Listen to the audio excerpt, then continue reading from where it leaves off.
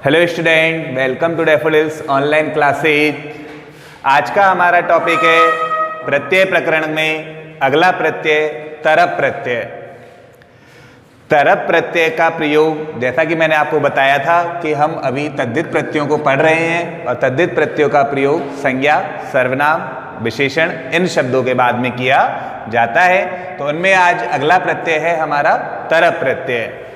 सबसे पहले पढ़ते हैं सामान्य नियम। तरप प्रत्यय का प्रयोग दो में से एक की अधिकता बताने के लिए प्रयोग होता है या किया जाता है। तरप प्रत्यय का प्रयोग दो में से एक की अधिकता के स्थान पर आप जैसे श्रेष्ठता इस शब्द का भी प्रयोग कर सकते हैं कि दो में से एक को अधिक महत्व देने वाला, ऐसा बताने के लिए हम तरप प्रत्यय का प्रयोग यहाँ पर करते हैं। जैसे मैंने यहाँ पर एक एग्जाम्पल लिखा, राम कृष्णयो, अर्थात राम और कृष्ण में। राम है गुरु तरह, यानी राम बढ़कर है। तो यहाँ पर जो तरप प्रत्यय का प्रयोग हुआ था वो किस शब्द में हुआ था? गुरुतर वाले में, अर्थात गुरु वाले शब्द में। कहने का मतलब कि दो में से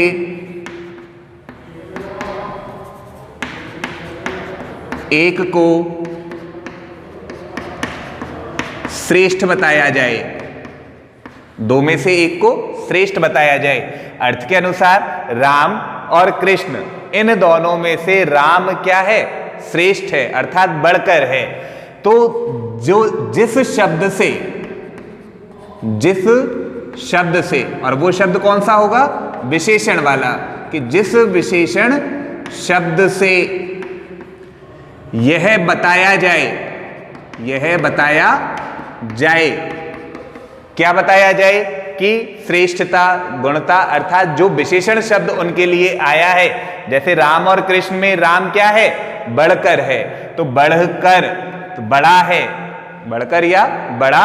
तो इस वाले शब्द में, अर्थात जो विशेषण वाला शब्द होगा, उस शब्द में हम तरप प्रत्यय का प्रयोग करते हैं जब दो में से एक को श्रेष्ठ बताया जाए। ऐसा ही सेम एक और नियम है, जब बहुत में से एक को श्रेष्ठ बताया जाए तो वहां पर हम तमप प्रत्यय का प्रयोग करते हैं।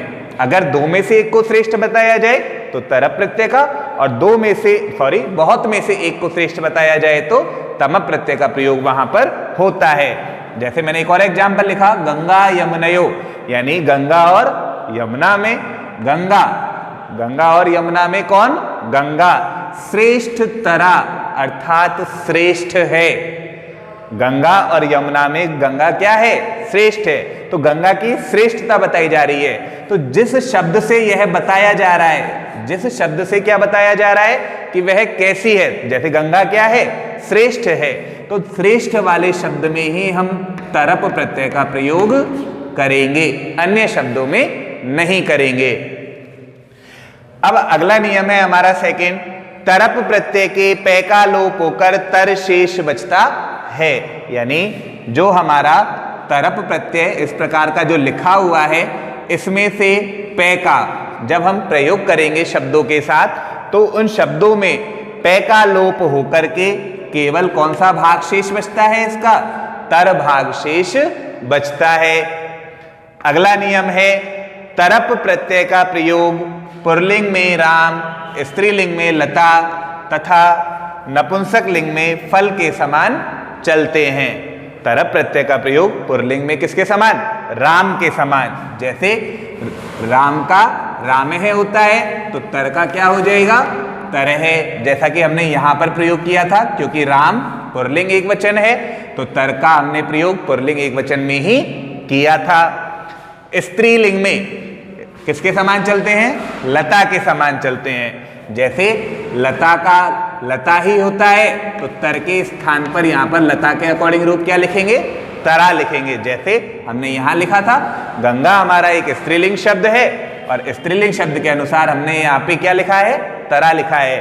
गंगा प्रथमा का एक वचन है तो इसीलिए हमने यहाँ पर भी प्रथमा के एक वचन का ही प्रयोग किया। नपुंसक लिंग में फल के समान चलते हैं। फल के रूप प्रथमा का एक वचन फलम होता है तो तर का क्या हो जाएगा? तरम हो जाएगा। तो इस तरह से तरप प्रत्यय के रूप तीनों लिंगों में अलग अलग चलते हैं। पुल्लिंग में राम के समान, स्त्रीलिंग में लता के समान और नपुंसक लिंग में फल के समान यहां पर रूप चलते हैं। अब पढ़ते हैं तरप प्रत्यय के कुछ उदाहरण। जैसा कि मैंने आपको बताया था कि तरप प्रत्यय का प्रयोग विशेषण शब्दों के बाद में ही किया जाता है, जैसे दीर्घ अर्थात बड़ा, लघु अर्थात छोटा, पटु अर्थात पढ़ने में जो चतुर होता है उसके लिए कहा जाता है, सुंदर सुंदरता बताने के लिए, उच्च उच्चता बताने के लिए अर्थात श्रेष्ठता, निम्न यानी निम्नता बताने के लिए और धन्य किसी को धन्य कहने के लिए।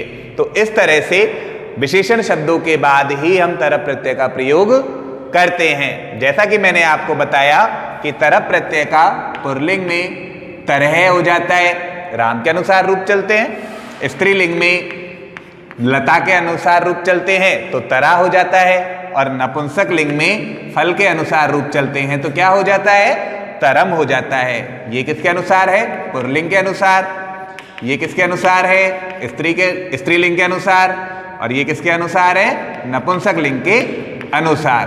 तो इस तरह से हम विशेषण शब्दों के बाद में इन शब्दों का प्रयोग कर सकते हैं। जब हम इन शब्दों का प्रयोग करेंगे तो हमारा जो शब्द है वो प्रथमा विभक्ति का एक वचन का रूप होगा। प्रथमा विभक्ति के कौन से वचन का रूप होगा, एक वचन का रूप होगा। तरप प्रत्यय में जो हमारा विशेषण शब्द होता है वो वैसा का वैसा ही रहता है, उसमें हम किसी प्रकार का कोई परिवर्तन नहीं करते। जैसे मैंने लिखा दीर्घ, दीर्घ में अगर तरप प्रत्यय का प्रयोग किया जाएगा तो शब्द हमारा वैसा का वैसा ही रहेगा। तरप प्रत्यय का पुल्लिंग में तर हो जाता है तो हमारा जो पुल्लिंग शब्द बनेगा वो क्या बनेगा, दीर्घ तरह, अर्थात दो में से एक को दीर्घ बताने के लिए। ठीक इसी प्रकार जब स्त्रीलिंग में प्रयोग करेंगे, किसके अनुसार, लता के अनुसार, तो यहाँ पे तरा हो जाएगा, अर्थात दीर्घ में हम कौन सा शब्द जोड़ेंगे, तरा जोड़ेंगे तो हमारा जो शब्द बनेगा वो क्या बन जाएगा, दीर्घ तरा। और नपुंसक लिंग में फल के अनुसार रूप चलते हैं तो हमारा शब्द क्या बनेगा, दीर्घ तरम। तो इस तरह से दीर्घ प्लस तरप बराबर दीर्घ तरह, दीर्घ तरा और दीर्घ तरम। आगे लघु, लघु में जब तरप प्रत्यय का प्रयोग करेंगे तो शब्द हमारा वैसा का वैसा ही रहेगा, और तरप प्रत्यय का तर शेष बचता है तो राम के अनुसार क्या बन जाएगा, लघु तरह। जब इसी का हम द्विवचन लिखेंगे तो क्या बनेगा, जैसे राम है, जैसे होता है हमारा राम के अनुसार जब रूप लिखते हैं तो हम क्या होता है, राम का राम है, रामौ, रामहा, तो आप इसी के अनुसार इसके रूप भी लिख सकते हैं। जैसे लघु तरह था तो लघु तरह, लघु तरऊ और लघु तरहा, तो ये हो गए हमारे राम के अनुसार रूप। इसी तरह आप इनको सातों विभक्तियों और संबोधन शब्द में लिख सकते हैं। ठीक जब लघु प्लस तरप बराबर हम स्त्रीलिंग में लिखेंगे तो हमारा शब्द क्या बनेगा, लघु तरा, और नपुंसक लिंग में फल के अनुसार रूप लिखेंगे तो क्या बन जाएगा, लघु तरम। आगे तीसरा है हमारा पटु प्लस तरप, अर्थात पढ़ने में जो श्रेष्ठ है, चतुर है, तो पुल्लिंग में रूप क्या बन जाएगा, तरप प्रत्यय जोड़ने पर पटु तरह, स्त्रीलिंग में क्या बनेगा, पटु तरा, और नपुंसक लिंग में क्या बन जाएगा, पटु तरम। आगे सुंदर, अर्थात सुंदरता बताने के लिए, तो सुंदर शब्द में जब तरप प्रत्यय का प्रयोग करेंगे तो पुल्लिंग शब्द क्या बनेगा, सुंदर तरह, और जब इसके अनुसार रूप लिखेंगे तो सुंदर तरऊ और सुंदर तरहा, पुल्लिंग के एक वचन, द्विवचन और बहुवचन के। ये हो गई हमारी कौन सी विभक्ति थी, प्रथमा विभक्ति। आप इसकी द्वितीय विभक्ति भी लिख सकते हो अगर आपको राम की आती है। जैसे राम की द्वितीय विभक्ति होती है रामम, रामऊ और रामान। तो अगर हम इस शब्द की लिखेंगे तो क्या हो जाएगी, लघुतरम। द्वितीय विभक्ति में क्या हो जाएगा, लघुतरम, लघुतरऊ और लघु तरान। तो इस तरह से हम इनके रूपों को आगे बढ़ा सकते हैं। तो ये हो गई हमारे सुंदर तरह पुल्लिंग के अनुसार। जब हम सुंदर प्लस तरप स्त्रीलिंग में लिखेंगे तो क्या शब्द बनेगा, सुंदर तरा, और नपुंसक लिंग में लिखेंगे तो सुंदर तरम, क्योंकि ये रूप हमारे फल के अनुसार है। ये हमारे रमा या लता कुछ भी आप कह सकते हो, और ये हमारे राम के अनुसार है। उच्च प्लस तरप, तो उच्च प्लस तरप पुल्लिंग में शब्द क्या बन जाएगा? उच्चतर है, क्योंकि शब्द वैसा का वैसा ही रहता है और तरप का तर शेष बचता है। दोनों को जोड़ेंगे तो इस तरह का यहाँ शब्द बन जाएगा। स्त्रीलिंग में लिखेंगे तो उच्चतरा और नपुंसक लिंग में लिखेंगे तो उच्चतरम। ठीक ऐसे ही जैसे उच्च का लिखा था, निम्न का लिख सकते हैं। निम्न प्लस तरप इक्वल निम्नतर है। स्त्रीलिंग में क्या बन जाएगा? निम्नतरा और नपुंसक लिंग में निम्नतरम। धन्य प्लस तरप इक्वल पुल्लिंग में क्या बन जाएगा? धन्यतरे। स्त्रीलिंग में धन्यतरा और नपुंसक लिंग में धन्यतरम। इस तरह से हम तरप प्रत्यय का प्रयोग अपने वाक्यों में कर सकते हैं। तो स्टूडेंट आप इसको रिवीजन करें, पढ़ें, ताकि आपको समझ में आ जाए। Thank you student.